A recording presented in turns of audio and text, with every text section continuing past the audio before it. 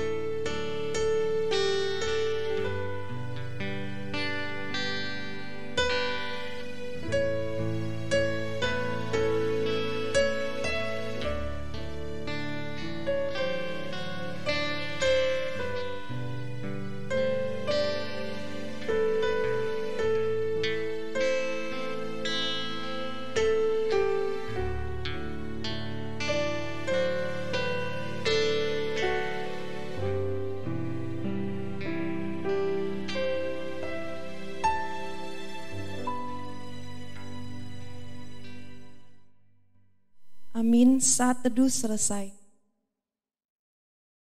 Pertolongan kita ialah dari Tuhan yang telah menjadikan langit dan bumi, dan yang telah memilih kita sebelum dunia dijadikan, supaya kita kudus dan tak bercacat di hadapannya. Kiranya Allah, Bapa yang Maha Kasih, Juru Selamat kita Yesus Kristus, dan penghiburan dari Roh Kudus, menyertai ibadah kita ini dari awal hingga selesai. Amin.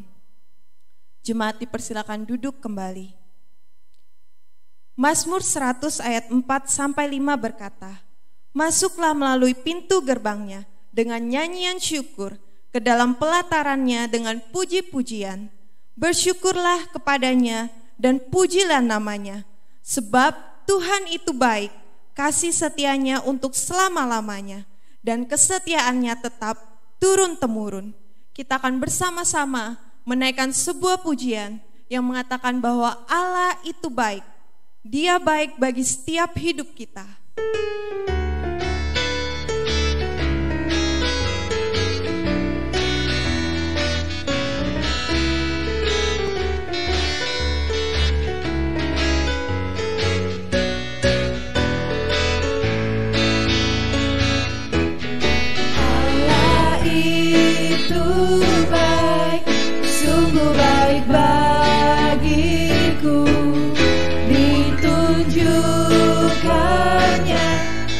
Kasih setianya yang menyediakan yang ku perlukan, menyatakan kebaikan, menyatakan kebaikan, menyatakan kebaikannya padaku. Setianya tak pernah berubah, dulu, sekarang, dan selamanya. Ajaiblah kuasa dalam namanya,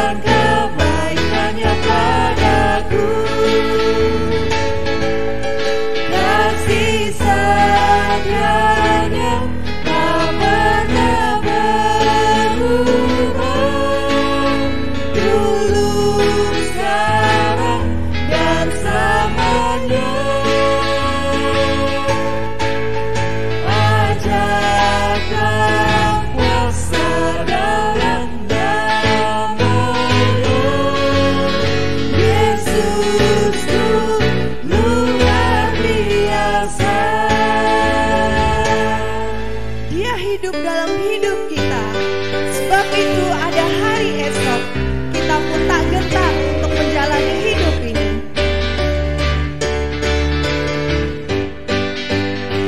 Sabda hidup, ada hari esok.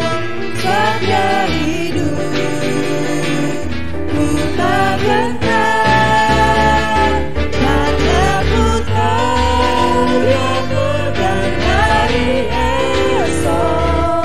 Hidup jadi berarti sebab Dia hidup.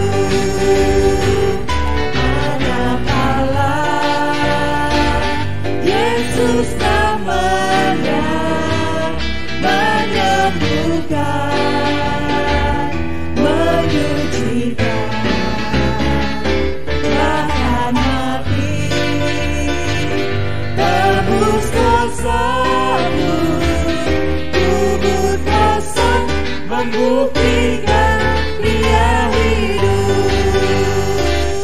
Sabda hidup, ada hari esok. Sabda hidup, ku tak gentar, karena ku tahu Dia pegang hari esok.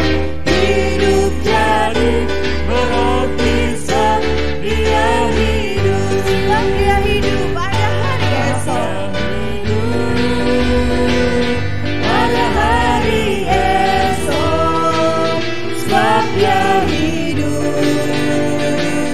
Ku tak gentar, karena ku tahu Dia pegang hari esok.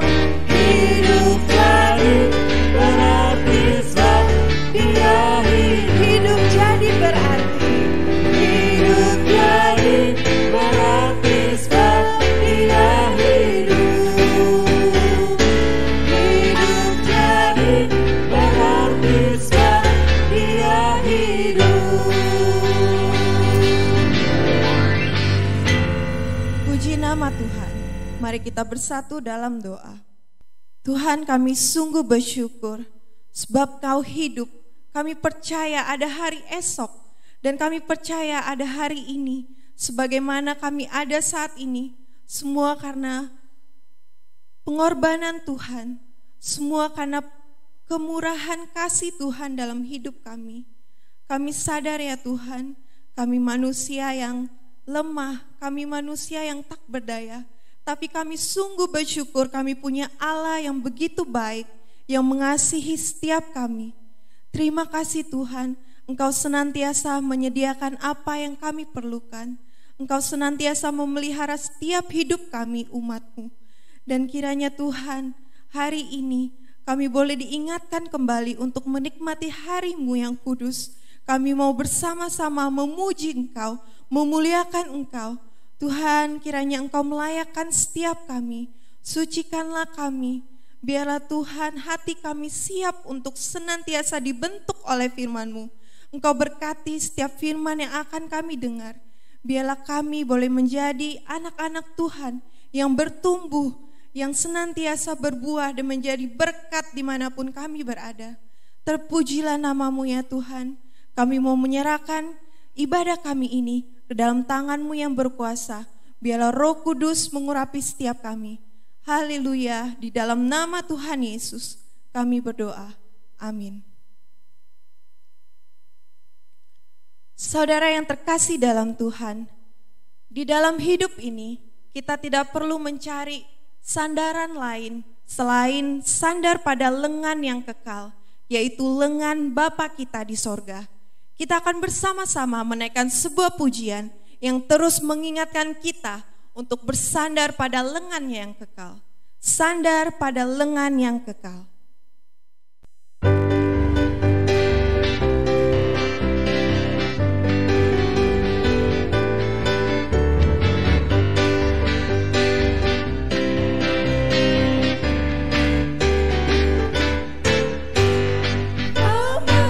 Senang dan bahagia, sandar pada lengan yang kekal.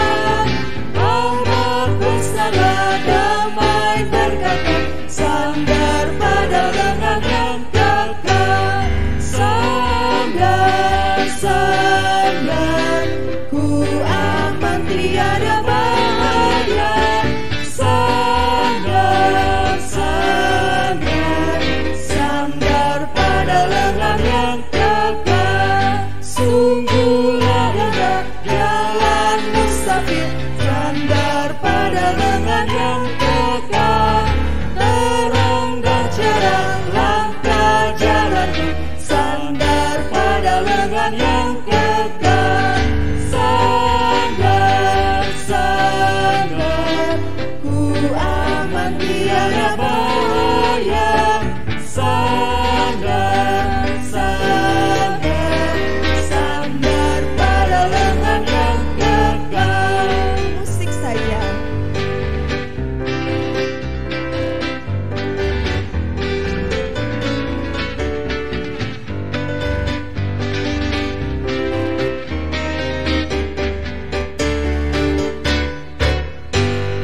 Ku takkan cemas, ku takkan takut, sandar pada lengan yang kekal. Hatiku aman, dia di sisiku, sandar pada lengan yang kekal. Sandar, sandar, ku aman tiada bahaya. Sandar, sandar, sandar pada lengan yang kekal. Sandar, sandar, ku aman tiada bahaya.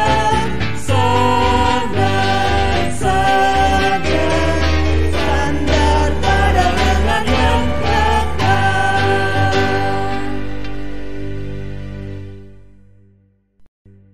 Puji nama Tuhan. Jemaat yang terkasih di dalam Tuhan, kita akan kembali bersama mendengarkan kebenaran firman Tuhan. Biarlah melalui kebenaran yang hendak kita dengar, kita terus diingatkan untuk menjalankan setiap tanggung jawab kita sebagai umat pilihannya. Kita ingin dan rindu belajar akan bahasa cinta kasih Tuhan kita. Kita mau mengiringi pujian dan firman Tuhan yang hendak kita dengar dengan pujian bahasa cintamu.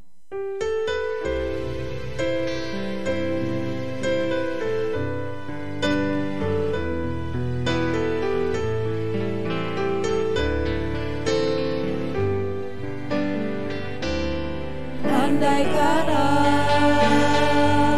ku lakukan yang mulia,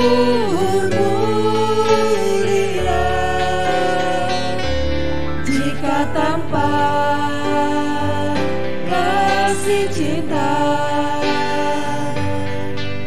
hampa tak berguna. Ajarilah kami bahasa cintamu, agar kami dekat padamu ya Tuhanku. Ajarilah kami bahasa cintamu, agar kami dekat padamu.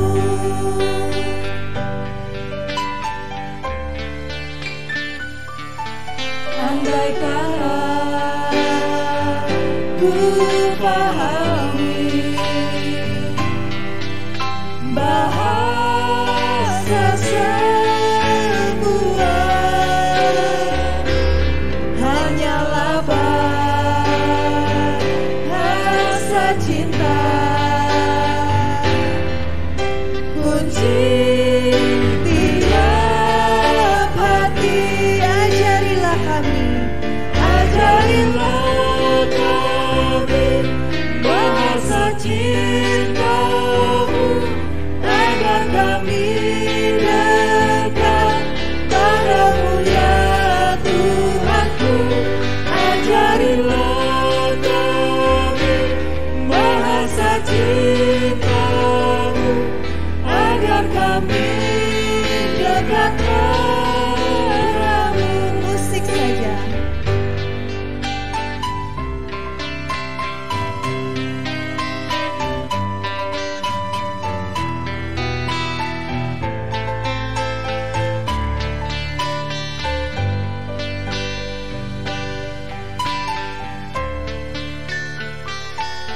Cinta itu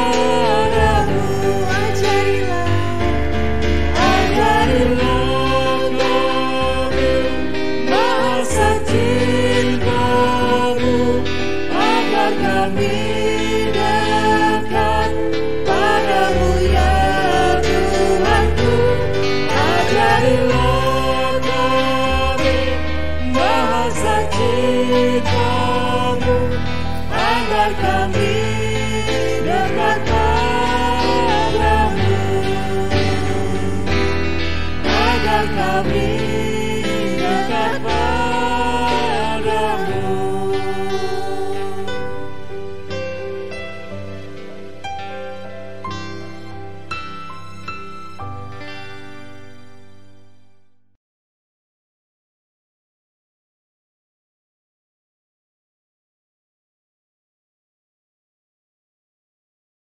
Bapa Surgawi, kami bersyukur kepadamu karena hari ini kami terus bisa menjalani hidup kami sebagaimana ada. Kami tahu bahwa perjalanan di dunia ini, hidup kami di dunia ini, kami membutuhkan iman yang kuat. Tanpa iman kami tidak akan mampu mengiring Tuhan, mengikut Tuhan. Karena itu Tuhan, biarlah kami terus diajar oleh Tuhan tentang kebenaran iman. Sehingga iman kami terus mengalami pertumbuhan, mengalami kedewasaan, mengalami kematangan dari waktu demi waktu, dari peristiwa yang satu ke peristiwa yang lain. Semuanya Tuhan boleh pakai untuk mendewasakannya. Tuhan, berbicaralah kepada kami sekali lagi melalui kebenaran firman Tuhan, sehingga iman kami semakin kuat. Berbicaralah karena hati kami telah siap, dan Roh Kudus boleh berbicara dalam hati setiap umat-Mu yang menyediakan dirinya, hatinya, dan hidupnya akan firman-Mu. Dalam nama Yesus kami berdoa. Amin. Amin.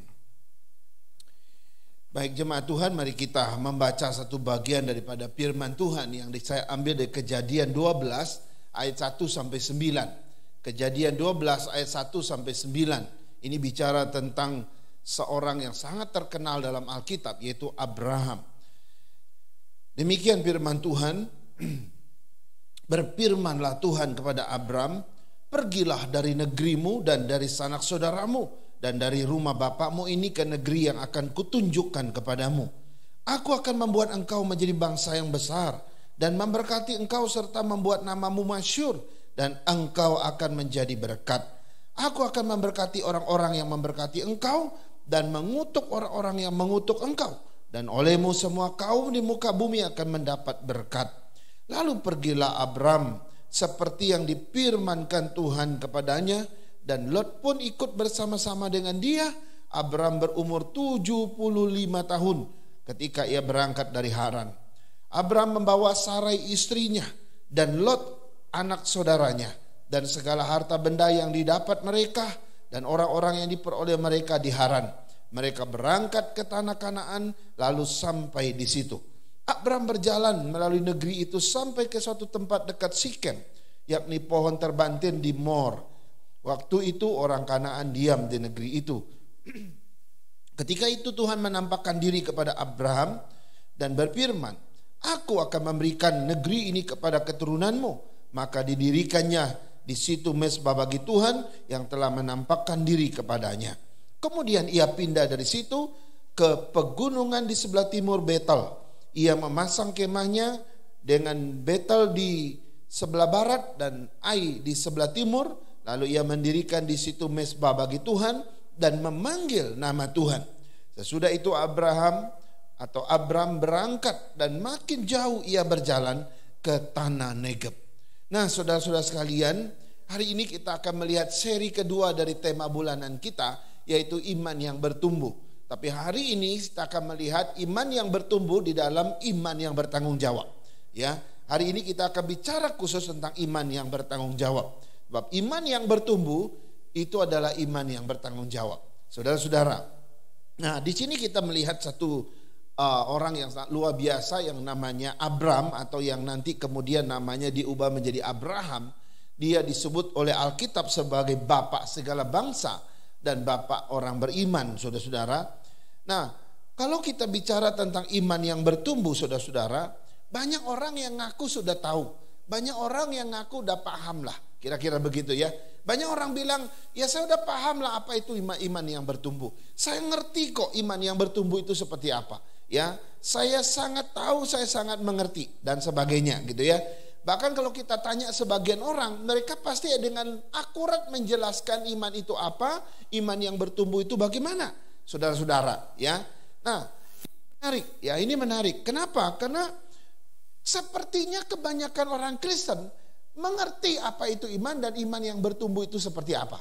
Sehingga boleh dikatakan bahwa beriman itu gampang lah bagi orang-orang yang percaya Tuhan. Ya, bagi sebagian orang yang ngakunya sudah percaya Yesus gitu ya. Bahwa asal percaya Yesus yang mati menggantikan kita, menebus dosa kita, percaya Dia sebagai Tuhan dan Juru Selamat. Nah, itulah beriman. Ya, itulah iman, dan tinggal mengikuti Yesus maka iman akan bertumbuh gitu ya. Nah, kalau ini jawabannya saudara-saudara, kalau ini adalah argumen kita tentang iman saudara-saudara, maka di dalam pelajaran agama atau katekisasi kita bisa dapat nilai 100 gitu ya. Tapi masalahnya adalah begini Bapak Ibu, iman ternyata tidak sama dengan agama. Iman juga tidak sama dengan katekisasi yang kita ikuti gitu ya. Iman atau beriman itu adalah sesuatu yang dihidupi terus menerus ya, sampai ia bertumbuh menjadi matang, menjadi dewasa. Itulah iman yang benar saudara-saudara. Secara teori saudara-saudara, mungkin banyak orang bisa mendapat nilai A, dapat nilai 100 menjelaskan tentang iman. Tapi menghidupi iman atau secara praktek belum tentu ia bisa hidup di dalam iman yang benar, saudara-saudara. Jadi antara teori menjelaskan iman yang bertumbuh itu apa, dengan mempraktekkan iman yang bertumbuh ini dua hal yang berbeda. Jauh sekali berbeda. Seringkali orang yang bilang, ya iman yang bertumbuh itu secara teori begitu pastinya mereka bisa menjelaskan, bahkan bisa memahaminya, belum itu menjalani iman yang bertumbuh secara praktek itu ia berisa, saudara-saudara. Karena itu kita harus melihat ini secara perlahan-lahan agar kita mengerti, saudara ya.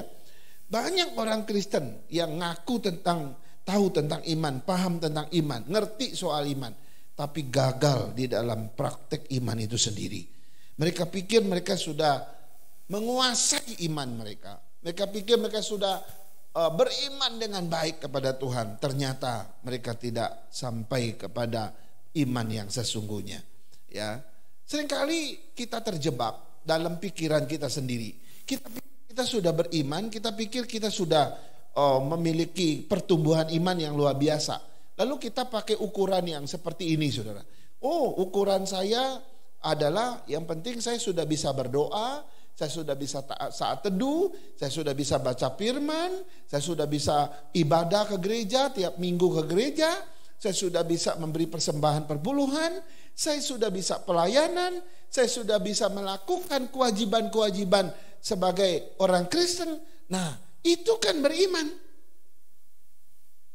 Saudara, kalau ini yang menjadi ukuran iman kita, mohon maaf, belum cukup.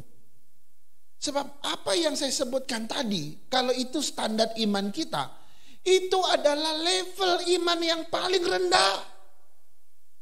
Itu level iman yang terendah dari proses pertumbuhan.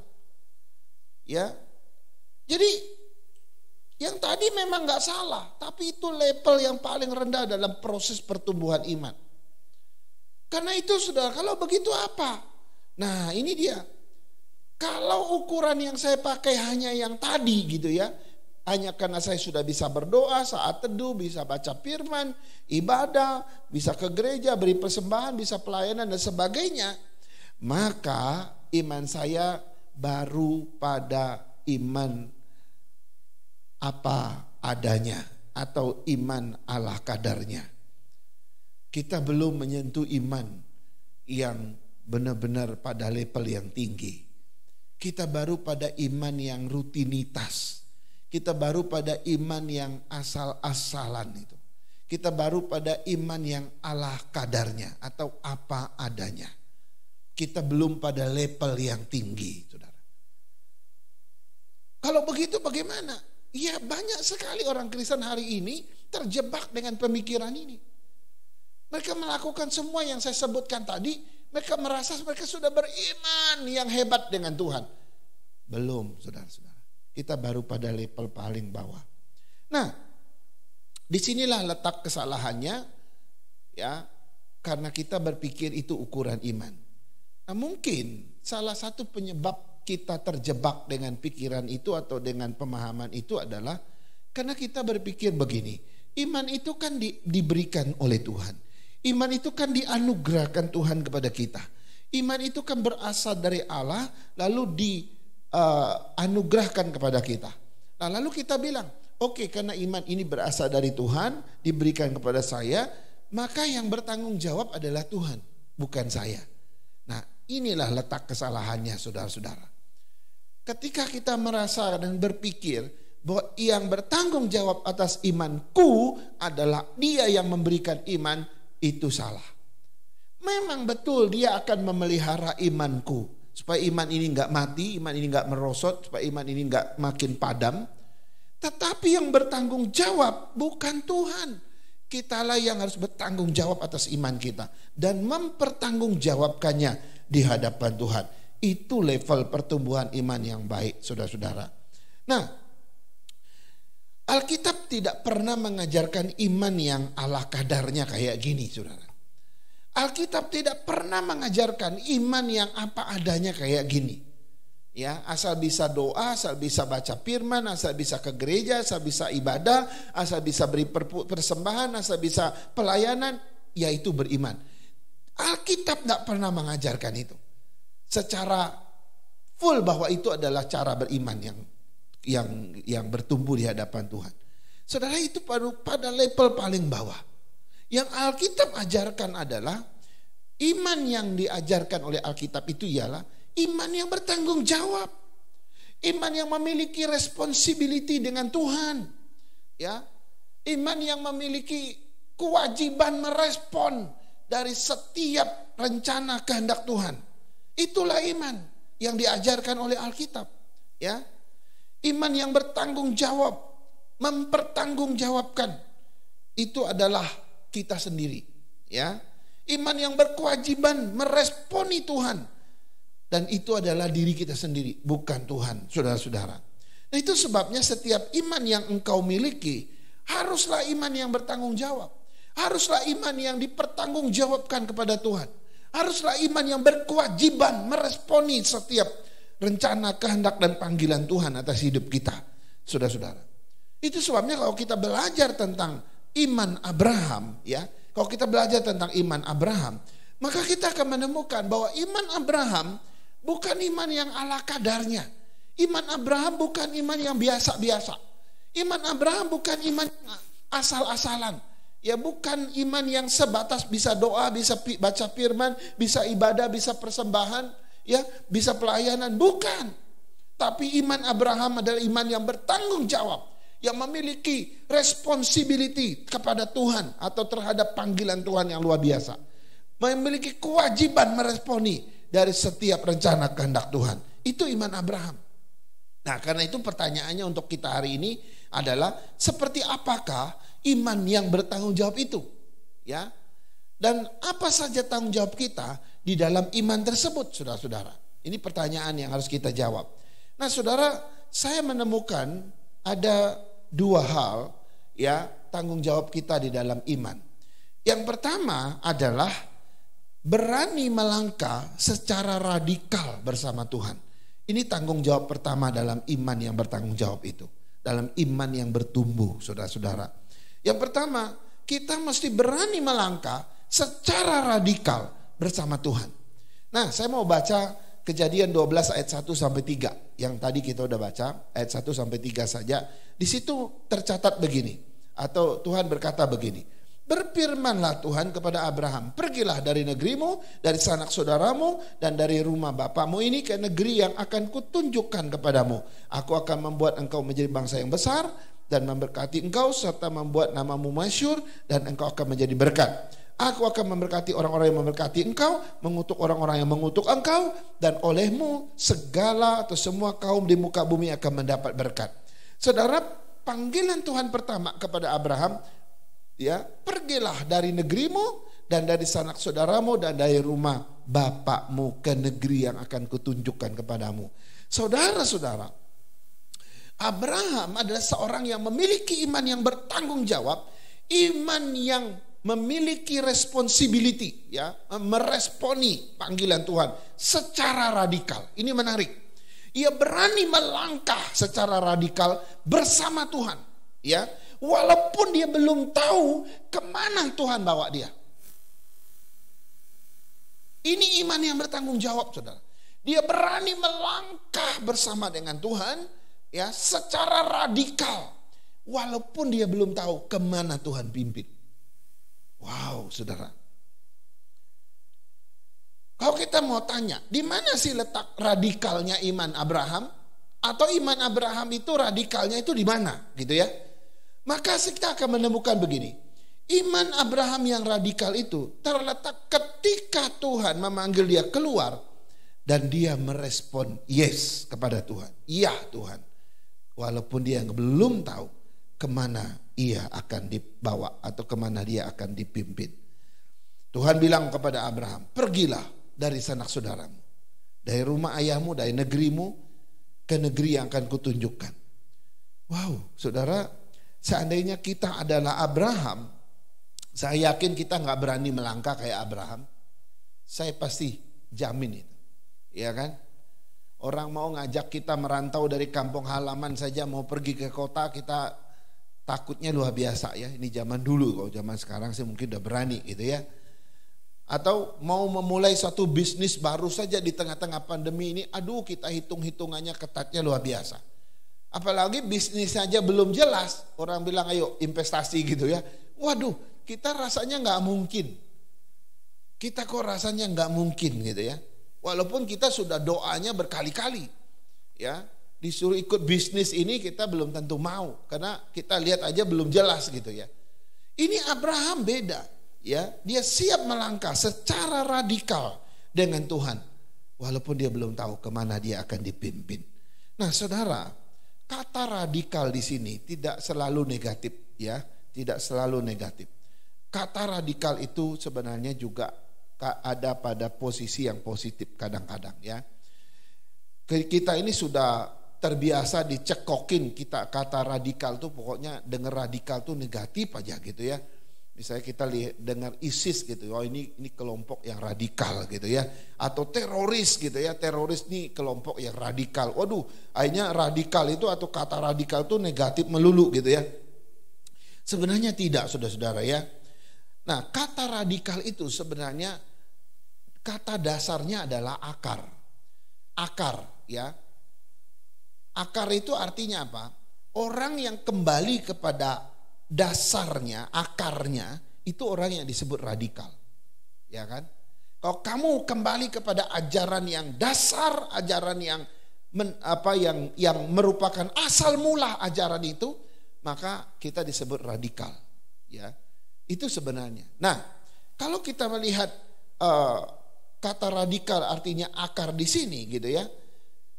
Maka ini akan dipertanyakan seberapa kuat kita berakar di dalam Tuhan, saudara-saudara ya. Seberapa kuat kita berakar di dalam iman kita kepada Tuhan. Nah, Abraham seorang yang berakar kuat dalam iman kepada Tuhan. Itu sebabnya waktu ia disuruh keluar, dia keluar. Waktu dia disuruh pergi, dia pergi tanpa pikir panjang. Sebab dia akarnya sangat kuat bersama dengan Tuhan.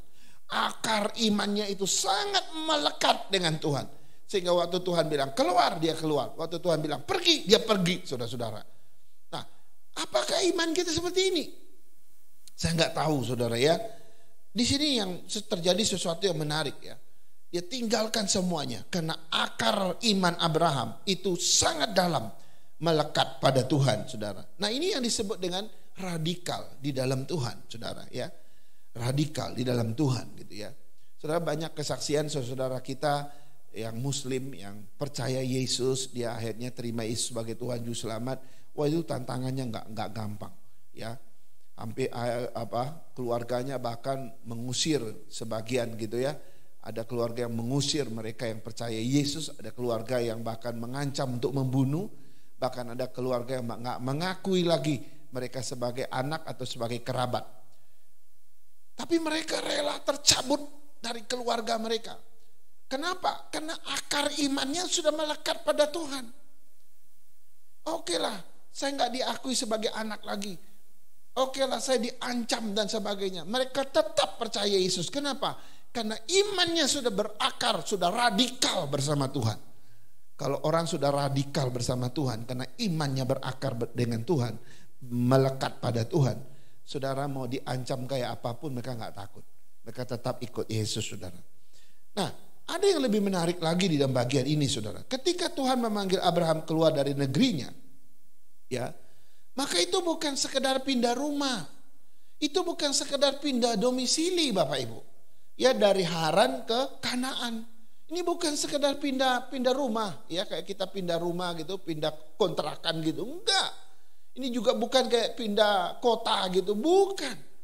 Di dalam konsep panggilan Tuhan, saudara ya, Abraham disuruh keluar dari negerinya, maka itu juga mengandung seluruh aspek kehidupan Abraham.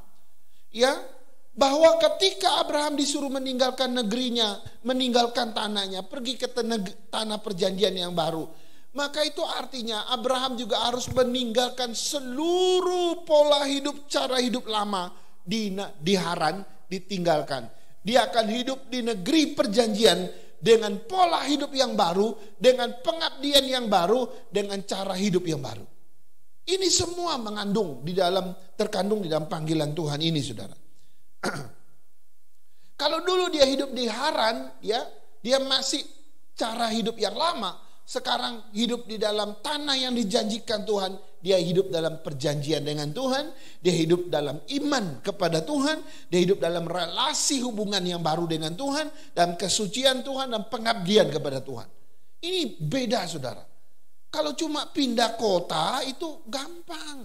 Kalau cuma pindah domisili itu mudah, saudara-saudara. Tapi ketika Tuhan panggil dia keluar, suruh dia keluar dari negerinya, masuk ke tanah perjanjian, itu sebenarnya mengandung seluruh aspek kehidupan imannya. Sama kayak kita. Dulu waktu kita belum percaya Tuhan, kita tinggal di dalam dosa. Kita tinggal di dalam kegelapan, bukan? Kita tinggal di dalam kenajisan dunia ini. Waktu engkau dipanggil keluar, diselamatkan oleh Tuhan Yesus, maka engkau masuk dalam terang, kau masuk dalam hubungan yang baru dengan Tuhan, kau hidup di dalam pola dan cara hidup yang baru di dalam Tuhan. Hidup dalam kesucian, hidup dalam perjanjian dengan Tuhan. Ini yang terjadi. Jadi iman yang bertumbuh itu adalah iman yang melangkah secara radikal bersama dengan Tuhan. Kalau ini belum engkau alami, maka imanmu masih pada level paling bawah. Saudara-saudara, mari kita koreksi betul iman kita.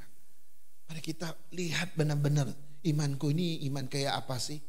Kalau iman kita cuma sebatas bisa doa, bisa baca firman, bisa ke gereja, bisa ibadah, bisa beri persembahan, bisa pelayanan, itu level terendah. Tapi apakah imanmu seperti Abraham? Melangkah secara radikal bersama Tuhan. Tinggalkan semua yang lama. Dan hidup dalam hubungan yang baru dengan Tuhan. Perjanjian yang baru dengan Tuhan. Dan dia kerjakan tugas ini dengan penuh tanggung jawab. Ada satu tugas yang dia selesaikan, saudara-saudara. Saya nggak tahu imanmu seperti apa hari ini, saudara. Apakah imanmu itu asal setuju saja, Tuhan, ya saya setuju Tuhan itu, ya asal saya bisa menyerahkan diri kepada Tuhan gitu ya, ala kadarnya gitu ya. Saudara, asal ya rutinitas saja. Kalau ini saudara, maka kita baru pada level paling bawah. Kita belum mencapai pertumbuhan yang paling tinggi. Nah, level yang tertinggi harusnya iman kita bertanggung jawab. Memiliki respon yang akurat, yang berkewajiban terhadap panggilan Tuhan. Sekarang kita lihat yang kedua. Tanggung jawab kita yang kedua di dalam iman. Yang kedua, kita mesti setia berjalan bersama Tuhan kemanapun Ia pimpin. Kalau tadi melangkah secara radikal, sekarang kita mesti setia berjalan bersama Tuhan kemanapun Ia pimpin. Saya mau baca, saudara, ayat 4-9. Saya tidak usah baca lengkap, tapi saya mau ringkas buat kita kayak begini. Ya, ayat 4-9 itu ada hal-hal yang terlihat mirip sekali. Ya, ini ada kalimat-kalimat yang mirip sekali. Ayat 4 berkata begini, pergilah Abraham seperti yang difirmankan Tuhan kepadanya. Jadi waktu Tuhan bilang, keluarlah dari negerimu, pergilah ke negeri yang akan kutunjukkan kepadamu. Maka ayat 4 dia meresponi, ya, Abraham meresponi, dia pergi, ya dia pergi seperti yang difirmankan Tuhan. Ayat 5, Abraham membawa istrinya Sarai dan Lot keponakannya dan harta benda lalu berangkat ke Kanaan. Jadi mereka ada pergi, ada berangkat gitu ya. Lalu ayat 6, Abraham berjalan melalui negeri itu sampai ke Sikem. Dia berjalan saudara ya. Kemudian ayat 8, kemudian dia pindah dari situ ke pegunungan di sebelah timur Betel. Lalu di sebelah timur Betel itu dia buat kemah, dia buat mesbah untuk panggil nama Tuhan. Dan ayat 9, sesudah itu Abraham berangkat lagi, dia makin jauh berjalan di tanah Negeb. Nah, saudara ada lihat korelasi dari 5 ayat ini ya. Dia pergi, dia berangkat, dia berjalan makin jauh, terus berjalan dan makin jauh pergi seperti yang Tuhan lihat gitu ya.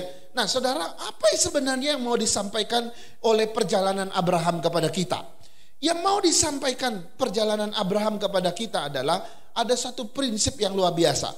Bahwa yang dia mau sampaikan begini, iman yang bertanggung jawab itu adalah sebuah journey bersama Tuhan, sebuah perjalanan bersama Tuhan. Itulah iman yang bertanggung jawab. Iman yang bertumbuh, iman yang bertanggung jawab adalah iman yang setia berjalan setiap hari bersama Tuhan. Iman yang mengalami suatu perjalanan, suatu journey bersama Tuhan. Ini iman yang bertumbuh, ini iman yang bertanggung jawab, saudara-saudara. Banyak orang ngakunya beriman pada Tuhan, tapi kita lihat hidupnya gitu ya. Dia nggak berjalan kok sama Tuhan. Dia nggak pernah berjalan setiap hari bersama Tuhan. Dia nggak setia ya dalam perjalanan bersama Tuhan. Maka apa yang dia katakan itu omong kosong, saudara. Maka orang seperti ini nggak bisa saya percaya. Ya, kalau betul dia ngaku dia percaya Tuhan, maka kita lihat hidupnya. Dia orang ini berjalan setiap hari bersama Tuhan. Imannya adalah sebuah journey bersama Tuhan. Sebenarnya ada satu kisah yang sama sebenarnya dalam perjanjian lama, itu pada zaman Musa. Ketika Musa membawa bangsa Israel keluar dari Mesir, maka ada di siang hari ada tiang awan dan malam hari menjadi tiang api yang selalu menuntun mereka. Dan yang menarik ya, bangsa Israel mengikuti tiang awan atau tiang api itu. Kalau tiang awan dan tiang api itu bergerak, mereka akan bergerak. Kalau mereka tinggal dan diam di situ, maka mereka akan diam dan tinggal di situ. Selama 40 tahun, mereka mengikuti kemanapun tiang awan dan tiang api itu. Kalau berjalan, mereka jalan. Kalau mereka diam seminggu, 2 minggu di situ, maka mereka juga akan diam seminggu, 2 minggu di situ. Nah, apa yang mau disampaikan Tuhan? Apa yang mau diajarkan Tuhan lewat perjalanan tiang awan dan tiang api ini? Sebenarnya Tuhan sedang mengajar mereka tentang iman yang sifatnya perjalanan bersama Tuhan. Saudara, harusnya kita bertumbuh di dalam perjalanan iman dengan Tuhan. Iman yang bertanggung jawab mesti berjalan setiap hari bersama Tuhan. Hari ini kita memiliki iman seperti apa? Kalau hari ini kita memiliki iman yang tidak pernah berjalan setiap hari bersama Tuhan, wow, maka kita bukan orang yang memiliki iman yang bertanggung jawab. Iman kita masih iman yang level terendah, saudara-saudara. Saya harap kita belajar, ya, bukan kebetulan kalau Tuhan izinkan pandemi COVID-19 ada di tahun-tahun ini. Jangan-jangan Tuhan sedang mengajarkan engkau beriman dalam sebuah perjalanan bersama Tuhan setiap hari. Dulu mungkin ketika engkau pergi kerja engkau gak pernah berdoa. Sekarang setiap kali mau keluar rumah mesti berdoa dulu karena takut kena COVID, bukan? Kelihatannya sederhana, tapi ini sebuah pengajaran Tuhan agar kita belajar beriman setiap hari, setiap saat sama Tuhan, bukan? Dulu saya pernah melihat seorang anak muda. Waktu itu mereka masih kos di gereja kita, yang waktu di Pasar Baru. Mereka baru datang dari daerah dan mulai berkarir di Jakarta. Ya, masih naik motor, harus jual spare part dan sebagainya.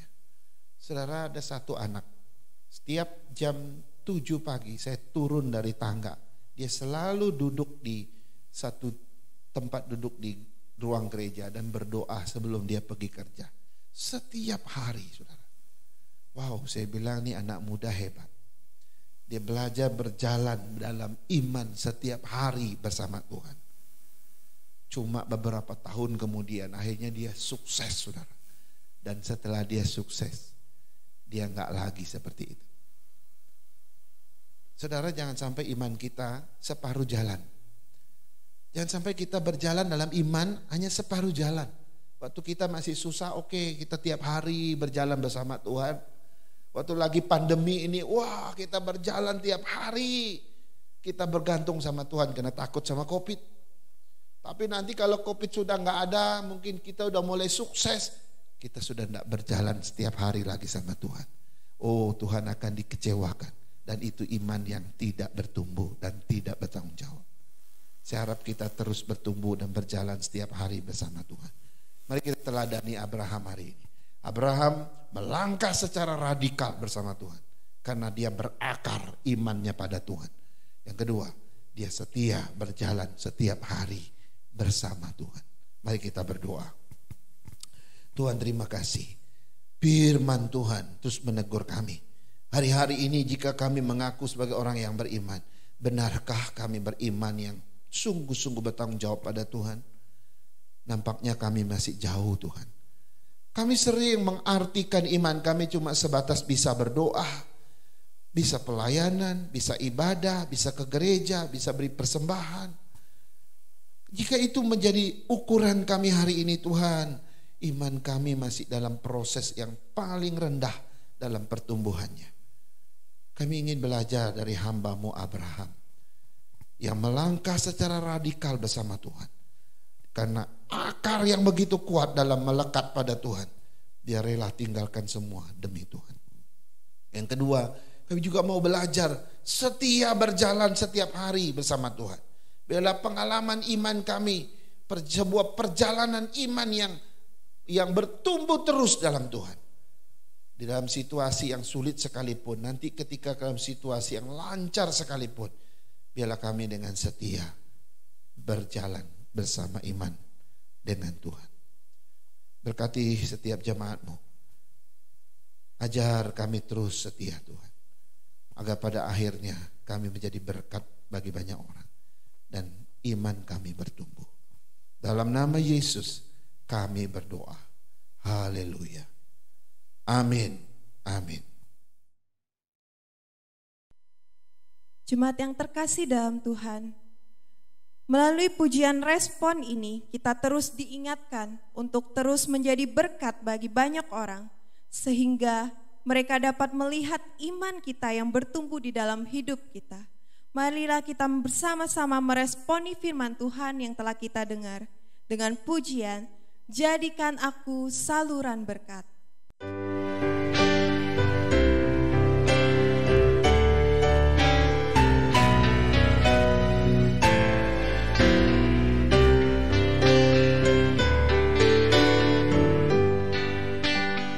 Di dalam hidup berliku-liku, banyak keluh dan kesah. Terang-Mu di tempat gelap itu, hilangkanlah yang susah. Jadikan aku saluran berkat yang memancar kasih Yesus. Jadikan aku, oh Juru Selamat, saluran berkat bagi sekalian. Undangkanlah kasih-Nya yang murni, Yesus memberi ampunan. Yakinkan orang lain dengan bukti hidup yang penuh iman. Jadikan aku saluran berkat dan pemancar terang Yesus. Jadikan aku, oh Juru Selamat,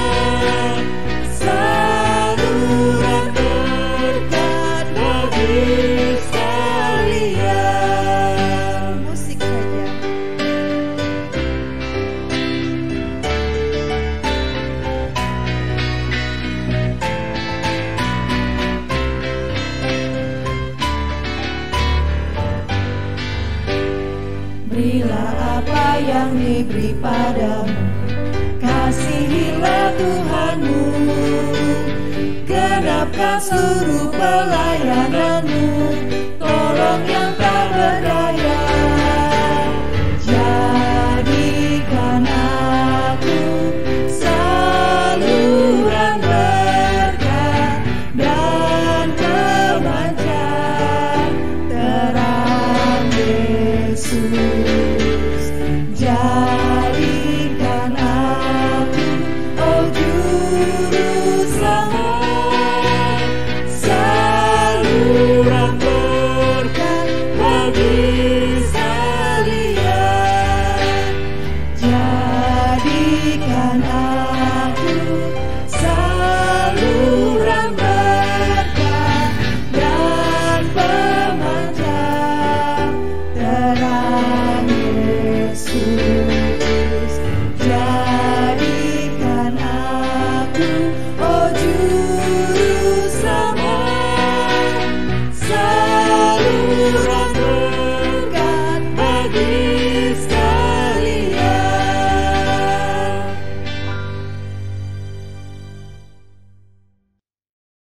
Saya undang jemaat untuk bangkit berdiri. Bersama dengan segala gereja di segala tempat dan dari segala abad, marilah kita mengikrarkan pengakuan iman kita.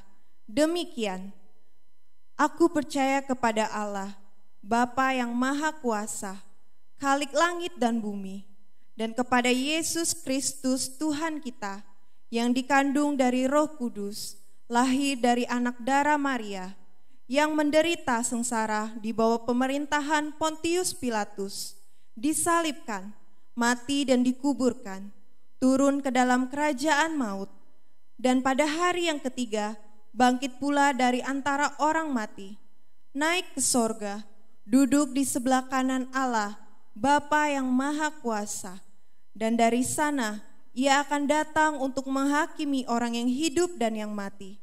Aku percaya kepada Roh Kudus, gereja yang kudus dan am, persekutuan orang kudus, pengampunan dosa, kebangkitan tubuh, dan hidup yang kekal.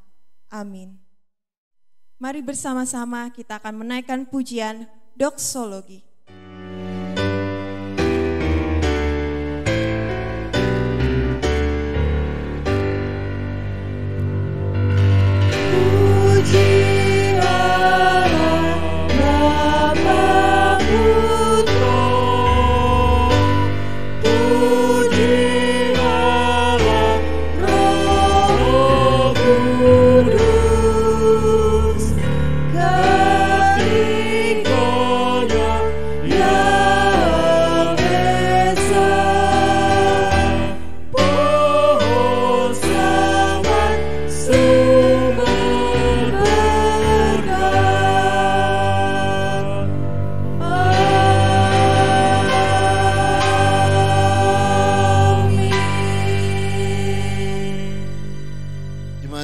Tuhan Yesus kasihi, marilah kita kembali ke tempat kita masing-masing.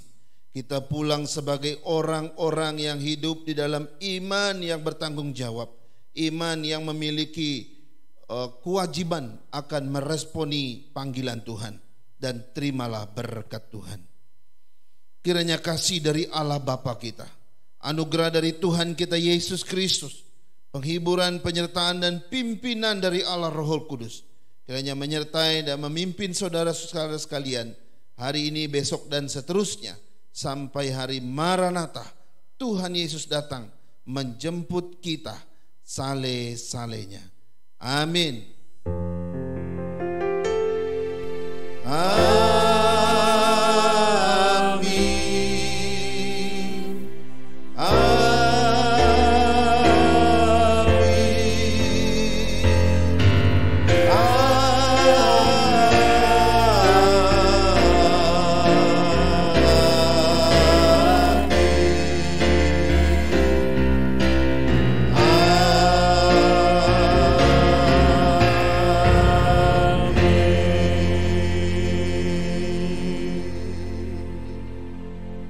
Amin. Silakan duduk saat teduh, biar kita selesai dan sebentar kita mendengar warta.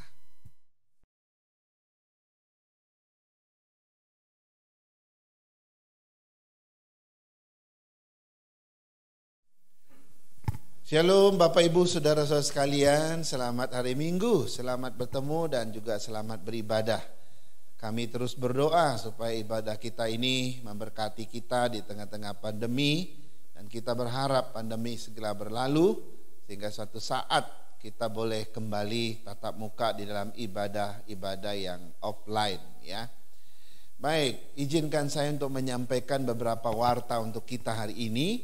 Pertama, ada ibadah doa pada hari Kamis ini, tetapi lewat platform IG Live ya, IG Live ya. Nanti jam 19.00 Bapak Ibu boleh mengikutinya melalui Instagram GP Kris Kelapa Gading. Lalu hari Sabtu seperti biasa ada persekutuan dan Bible study untuk anak remaja kita. Itu pukul 17.30. Nah, untuk anak remaja kita saya mau sampaikan satu berita. Ada 2 anak remaja yang akan segera mengikuti katekisasi untuk dibaptis ya.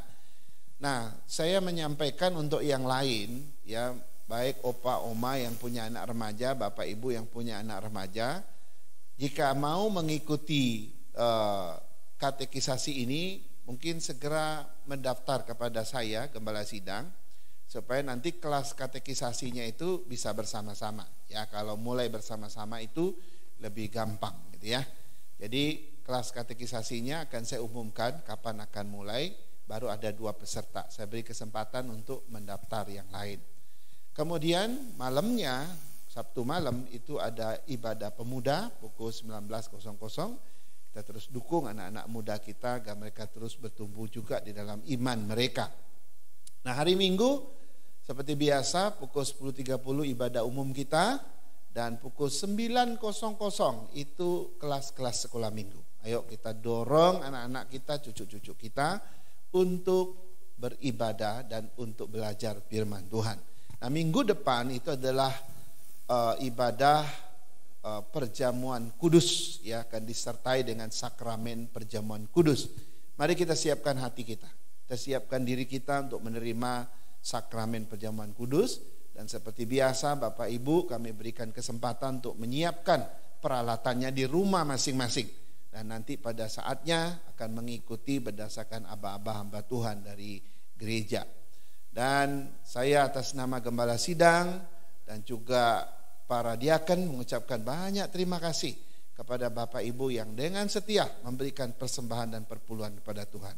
Kami berdoa Tuhan Yesus terus memberkati Bapak Ibu, pekerjaan maupun keluarga dan pribadi.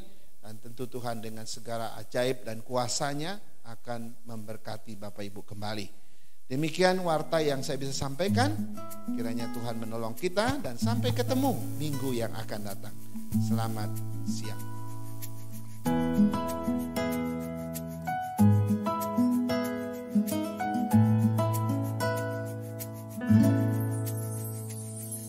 Tak mungkin bagi manusia, tapi itu pasti bagimu. Tak layak di mata manusia, namun berharga bagimu. Tuhan yang menjamin hidupku ada di pihakku. Ku tak akan pernah goyah, sebab aku lebih dari